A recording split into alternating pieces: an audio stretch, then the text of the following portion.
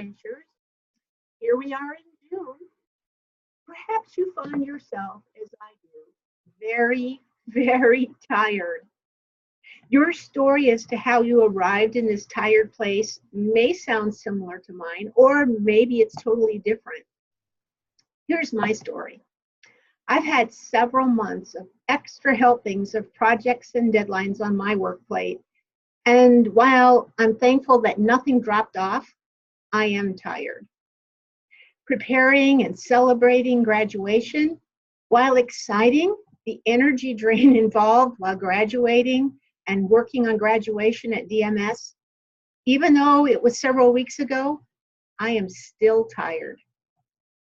Now, I did get outside and move, as was my intention at our last mindfulness with Marcia, but rather than relaxing, I was catching up on all those outdoor tasks, some that I hadn't done for years. So now I'm really tired. Have you ever been here? I'm too tired to sleep. I've been having trouble sleeping. Tiredness can affect everything in your life. I find myself less able to do work, more overwhelmed when I'm behind on email and messages, less able to keep up with healthy habits, and for me, more likely for me to eat junk food. Being tired can have huge effects on all of us, and many people are tired much of the time from just being overwhelmed and not having enough sleep. So what can we do? Well, there's the usual methods, and I'm not going to go into that here in this mindfulness with Marcia about trying to get better sleep, exercise, nutrition, all of those things to help with that kind of tiredness syndrome where you're tired all the time. But what do you do today when you have been maybe putting in a little bit more than you should at work, running around with things at home, having too many projects that you just have to go through and go to this time of year, getting your yard from winter to summer ready? And what can you do tomorrow if you're still too tired then? Well, here's some helpful mindful practices to try in the middle of tiredness, which is, like I mentioned, sometimes unavoidable. And we are talking about that tiredness that we really recognize that my body, my mental, my emotional being, I'm tired. So first, you have to recognize your battery is low. First, you need to notice that you're feeling tired. And again, not your usual crazy lifestyle tired, if that's where you're running on every single day, feeling like you're burning the candle on both ends. But I'm talking about when you are just dog tired, that your capacity to do things is lower than normal, and that you may not be as sharp or as in good of a mood as you normally are. And I'm not talking about your need to just get off the couch and get going and get something done that maybe you've been procrastinating about. That would be in another mindfulness with Marcia about procrastination. I'm talking about when you recognize that your entire human being, emotionally, mentally, and physically, you're drained. It's beyond fatigue, you're tired. Being aware of this present state is the first step. You need to recognize and acknowledge, I am tired. Number 2, lower your expectation a bit. Now, for people like me, that can be difficult because I have to bring acceptance to the fact that I'm just not going to be as super productive or on top of things as I might like. I cannot. I am tired. Recognize and accept that you just want to curl up in a ball, watch TV, and eat junk food. With this acceptance of yourself and the fact that you have a lowered capacity, you try not to expect yourself to get as much done. Because if you do, and you fall short because you're tired, well, then starts those tapes where you start beating up on yourself and adding a lot of shoulds. I should have, I should have, I should have, I should have. When you're incapable because your whole being is tired. Number 3, and this is where mindful living really comes into play, is experience the tiredness. You see, we try to eat junk food and procrastinate in order to feel that we're not really feeling tired. Instead, I'm saying actually feel it. Fully experience tiredness. And almost as if it's just as the same alive feeling as any other experience that you may have. Remember when we were talking about a child's mind and being curious about experiences? Be curious about, what does tired feel for me? What's it like? Do I have, in my eyes, do I feel tired? Do I feel like my eyelids are droopy? What does my face feel like? How about my chest, throat?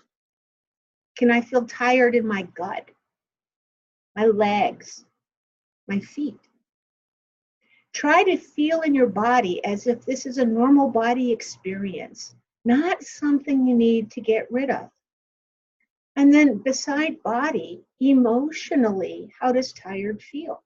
Does it make me angry? Feel sad? What are emotions that I'm tying with tiredness? We've already recognized that mentally we may not be at the right place to do the top performance that we're normally used to. Our bodies wouldn't be able to be at top performance and work out at the gym as we normally would mean to. We also could experience it emotionally as a bad mood. And bad could mean that we are less patient. It could mean that we're a little quiet. But how does tired feel to you?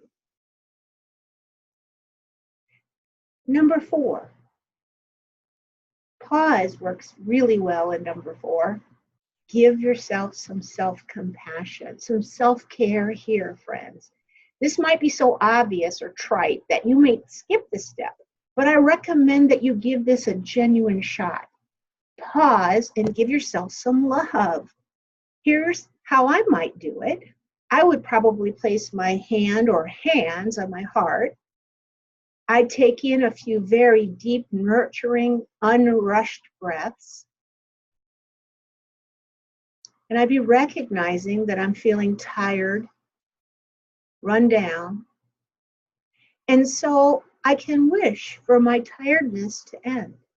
And if it feels like suffering, if that's how tiredness feels for me, for that suffering to end. It's the same feeling if someone you loved was feeling anxious or hurt. How would you send them love? Do the same exact thing for yourself. This is a physical feeling of sending love to your tiredness, not an intellectual concept. So sending yourself some self-care, some self-compassion, some self-love during breathing, taking a pause. And number 5, if you get into a temptation, really be present with it. So if you decide to go out for pizza or ice cream, that's nothing to feel guilty about. But for goodness sakes, don't do it mindlessly or as a behavior that you've done to hide or to run away from your tiredness. If you're going to eat that ice cream, you want to be entirely present with the sensation of the sweetness on your tongue and the cold in your mouth, the feeling of it going down your throat. Savor it, enjoy it, experience it entirely. Because I want you to experience it mindfully and not like, I'm just grabbing sweets because I'm so angry at myself. Today, for example, I chose to wear soft, comfortable clothing, as that feels good physically on my body. When I'm so tired, I actually experience physical pain. And sometimes the clothing that I wear can actually give me some comfort or some self-compassion or relief. There you have it, 5 mindful practice dealing with tiredness. And I am imperfect at this, and I violate every single one of these 5 from time to time. But I do try to practice mindful living, and when I do, it's always wonderful. It's one of those things, I don't know why I sometimes don't, because when I do, it's wonderful. So this week, if you're feeling tired, or if you feel tired in the future, try one or all 5 of these mindful practice. So until next time, remember to pause, and I hope you allow yourself some joyful rest.